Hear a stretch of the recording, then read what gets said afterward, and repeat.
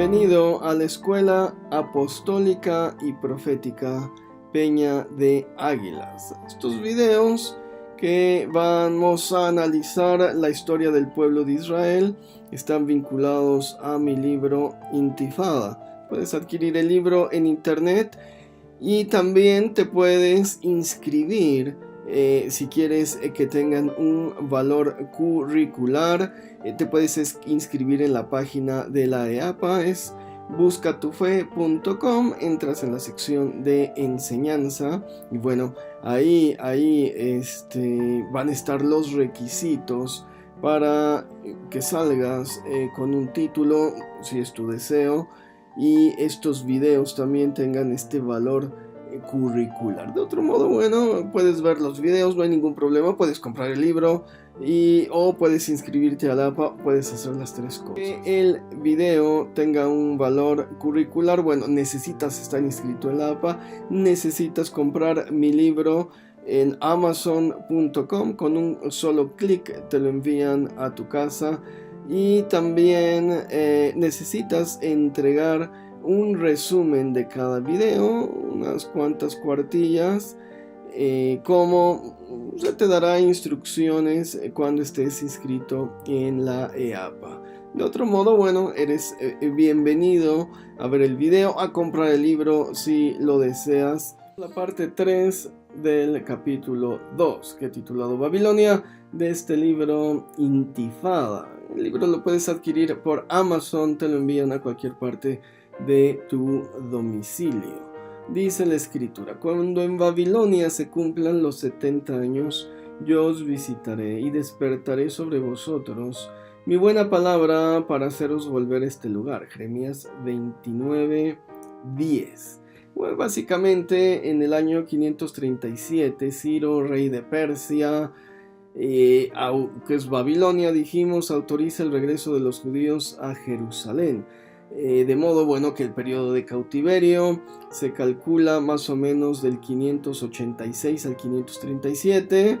Estamos hablando de unos 49 años más o menos, no de 70 como lo había previsto el profeta Jeremías, aunque otros dicen, como para ligar las fechas, dicen no, el 521 es el mero año. Les digo, siempre entre historiadores va a haber este problema.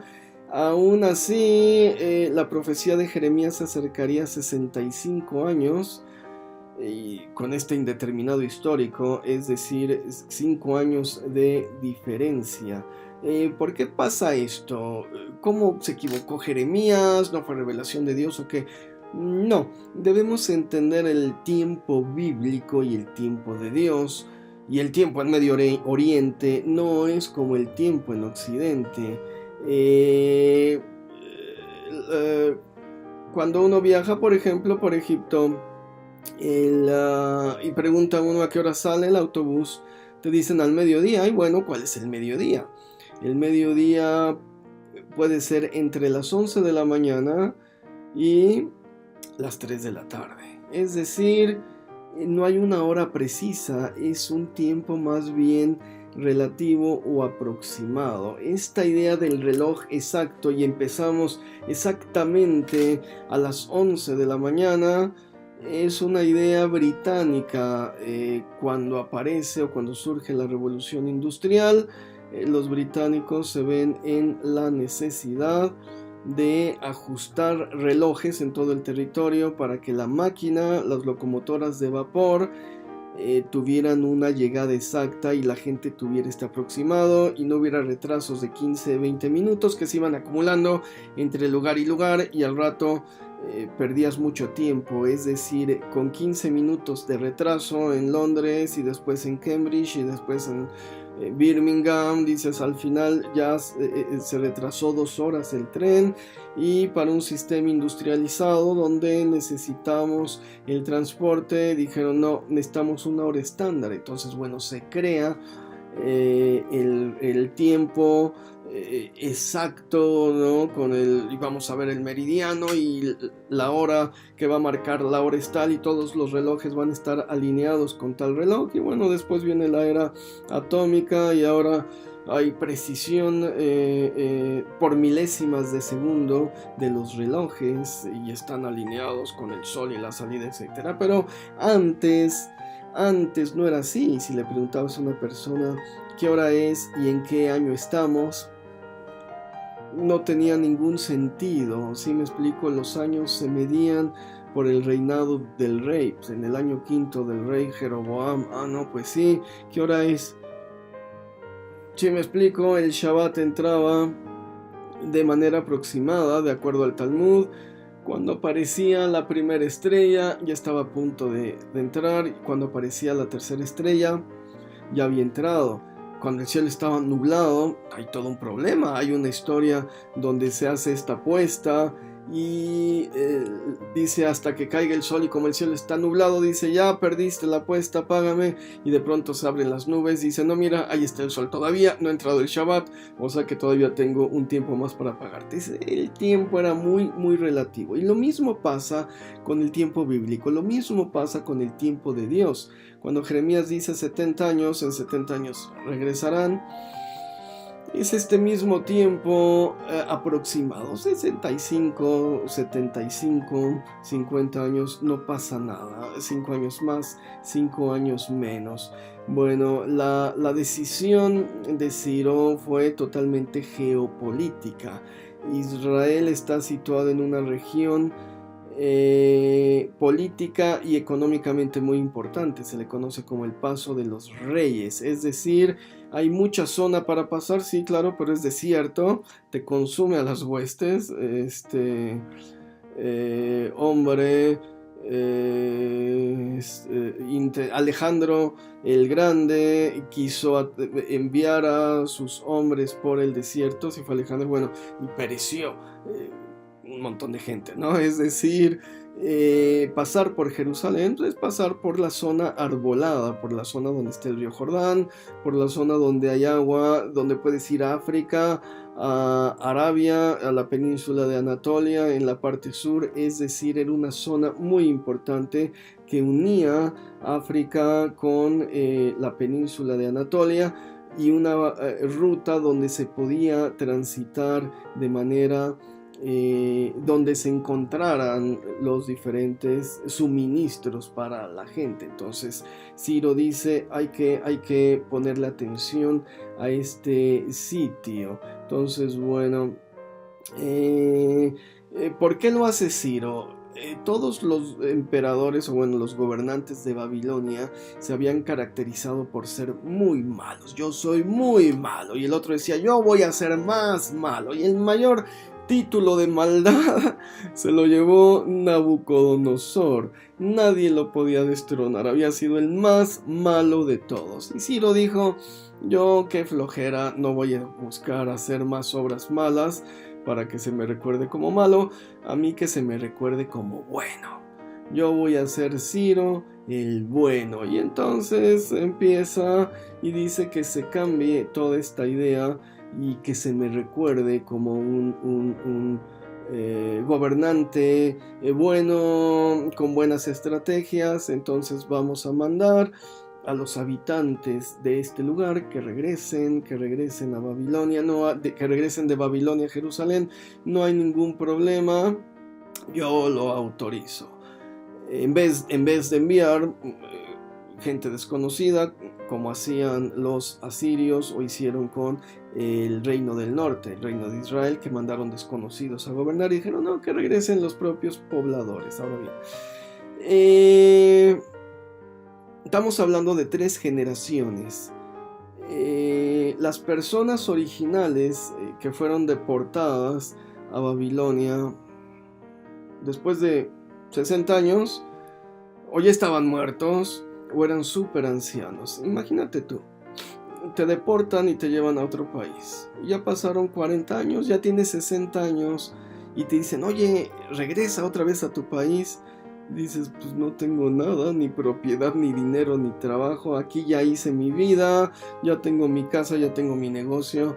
No, mira, puedo ir de vacaciones una semana ahí a Jerusalén, pero realmente regresarme a vivir, muchas gracias, mejor me quedo acá. Es decir, los que emprenden el regreso básicamente son las generaciones jóvenes. la segunda o la tercera generación, pudieran ser hasta los nietos los que regresaban a Jerusalén, los que regresaron a Israel.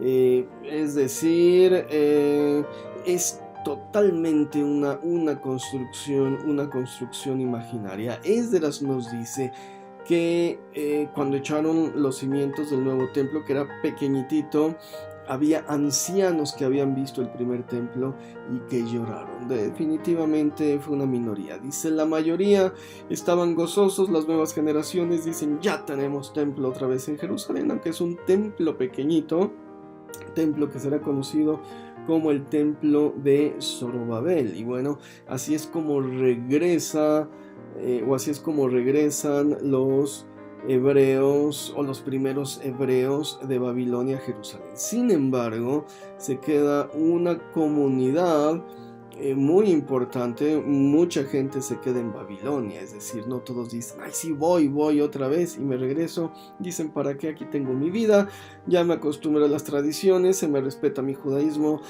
puedo seguir congregándome en la sinagoga, yo aquí me quedo. Y esto, bueno, es un fenómeno, muy interesante. Entonces, definitivamente esto va a tener después una repercusión en las comunidades que van a crecer alrededor del mundo, que se van a formar, y definitivamente sobre el judaísmo también. Y bueno, quién es y a quién le pertenece este lugar. En el siguiente capítulo veremos el impacto griego, el impacto heleno dentro del judaísmo. Ahorita más o menos entendimos lo que fue el imperio o el gran imperio babilonio y el regreso diaspórico, esta construcción imaginaria a Israel, a la nueva Israel que Ciro, como buen gobernante, permitió a los hebreos regresar para conformar un sitio estratégicamente geopolítico, con gente nativa que lo administrara.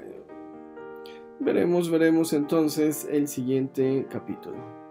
Presento los libros que he escrito: la Biblia diacrónica con hebraísmos, una historia lineal donde se presentan los hechos de manera cronológica, con hebraísmos que nos ayudarán a comprender la profundidad del texto bíblico, los nombres de Dios y el poder en los nombres de Dios. El primero, una compilación de 1000 nombres de Dios, de más de 1000 nombres de Dios, su traducción al español, su transliteración, su pronunciación más adecuada. Y el segundo es este mismo libro con una explicación de cada nombre y el poder que podemos nosotros hacer fluir de lo alto para recibir las bendiciones de Dios, del Eterno, mediante la pronunciación de su nombre. Interpretaciones bíblicas sefardíes, son interpretaciones bíblicas de la comunidad judía que vivió en España entre los siglos XII al XVI. Y finalmente toda la serie de mis libros sobre el Talmud.